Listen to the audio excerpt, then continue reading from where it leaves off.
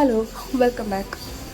ഇന്നൊരാൾ രാവിലെ എഴുന്നേറ്റിട്ട് നിനക്കൊരു സ്പെഷ്യൽ സ്ഥലം കാണിച്ചു തരാം, നിനക്ക് ഈ ചരിത്രത്തിൻ്റെ കസ്റ്റഡി ഉള്ളതുകൊണ്ടിട്ട് അതിന് പറ്റണ പോലൊരു സ്ഥലം കാണിച്ചു തരാമെന്ന് പറഞ്ഞ് എന്നെ കൂട്ടിക്കൊണ്ടുപോയത് മാലിങ്കരയിലേക്കാണ്, ചെട്ടിക്കാട് പള്ളിയിലേക്ക്.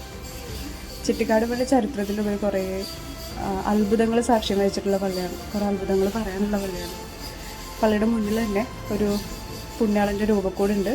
അതിന് പുറകിലായിട്ടാണ് ചെറിയ പള്ളി. 1983 ഏപ്രിൽ 23 തീർത്ഥാടന കേന്ദ്രമായിട്ട് പ്രഖ്യാപിച്ച ഈ പള്ളിയുടെ വലതുഭാഗത്ത്, പള്ളിയുടെ അകത്തേക്ക് കയറുമ്പോൾ വലതുഭാഗത്തായിട്ടാണ് വിശുദ്ധ അന്തോണീസ് പുണ്യാളൻ്റെ രൂപക്കൂട് സ്ഥിതി ചെയ്യുന്നത്. ഇതിൽ 2 തിരുശേഷിപ്പുകൾ നിലനിർത്തുന്നുണ്ട്. വേറൊന്ന് പുതിയ പള്ളി, അപ്പുറത്ത് ഈ പള്ളിയുടെ തന്നെ വലതുഭാഗത്തായിട്ട് പുതിയ പള്ളിയുണ്ട്, അതിനകത്താണ് മറ്റൊന്നുള്ളത്. ഇന്ത്യയിലെ തന്നെ വിശുദ്ധ അന്തോണീസ് പുണ്യാളൻ്റെ 3 തിരുശേഷിപ്പുകൾ നിലനിൽക്കുന്ന ഏക ദേവാലയങ്ങളിൽ ഒന്നാണ് ചെട്ടിക്കാട് പള്ളി. ചൊവ്വാഴ്ച ദിവസങ്ങളാണ് ഇവിടുത്തെ പ്രത്യേക ദിവസം.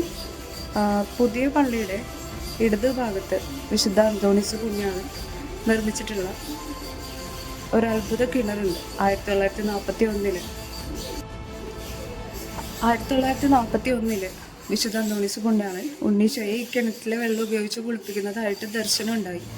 അതിൻ്റെ ഭാഗമായിട്ട് പിന്നീട് ഈ കിണറിലെ വെള്ളം അത്ഭുതകരമായ വിധം രോഗശാന്തിക്കും രോഗസൗഖ്യത്തിനും സാക്ഷ്യം വഹിച്ചിട്ടുണ്ട്. അത് ഈ നാട്ടുകാരുടെ വിശ്വാസമാണ്, അതിന് സാക്ഷ്യങ്ങളും ഉണ്ട്. ഓഗസ്റ്റ് 20 ജന്മ തിരുനാളായിട്ട് ആഘോഷിക്കുന്നത് ഈ പള്ളിയിൽ. പുണ്യാളൻ്റെ ജൂൺ 18 മരണ തിരുനാളുമാണ്. ഇവിടുത്തെ തന്നെ പുതിയ പള്ളിയിൽ വിശുദ്ധ അന്തോണീസ് പുണ്യാളൻ്റെ അഴുകാത്ത നാവിൻ്റെ തിരുശേഷിപ്പ് ഇപ്പോഴും നിലനിൽക്കുന്നുണ്ട്. അവിടെ ഒരു പ്രത്യേക ദൈവിക ചൈതന്യമാണ് ഫീൽ ചെയ്യാൻ പറ്റുക നമുക്ക് ആ പള്ളിയുടെ അകത്തേക്ക് കയറുമ്പോൾ. 1975 ജനുവരി 7 വിശുദ്ധൻ്റെ അഴുകാത്ത നാവിൻ്റെ തിരുശേഷിപ്പ് ഈ പള്ളിയിൽ പ്രതിഷ്ഠിച്ചു. പള്ളിയുടെ പുറത്ത് വലതു ഭാഗത്ത് പള്ളിയുടെ ചരിത്രവും തിരുകർമ്മങ്ങളുടെ വിവരണങ്ങളും ദർശനങ്ങളൊക്കെ കാണാൻ കഴിയും. അതൊക്കെ പ്രദർശിപ്പിച്ചിട്ടുണ്ട്. ഇവിടുത്തെ പ്രധാന നേർച്ച തുലാഭാരമാണ്. അപ്പം നേർച്ചയും ഊട്ട് നേർച്ച, അങ്ങനെ മറ്റ് നേർച്ചകളുമുണ്ട്. ഇതിന് തൊട്ടടുത്ത ഒരു ഡിസ്പെൻസറിയും ഒരു ഉദ്യാനമൊക്കെ കാണാൻ കഴിയും. ഈ കിണറിലെ വെള്ളം അത്യധികം രോഗശാന്തിക്കും അത്ഭുതകരമാംവിധം രോഗസൗഖ്യത്തിനും സാക്ഷ്യം വഹിച്ചിട്ടുണ്ട് എന്നുള്ളത് തെളിവുകളോടുകൂടെ നാട്ടുകാർ പറയുന്ന കാര്യമാണ്.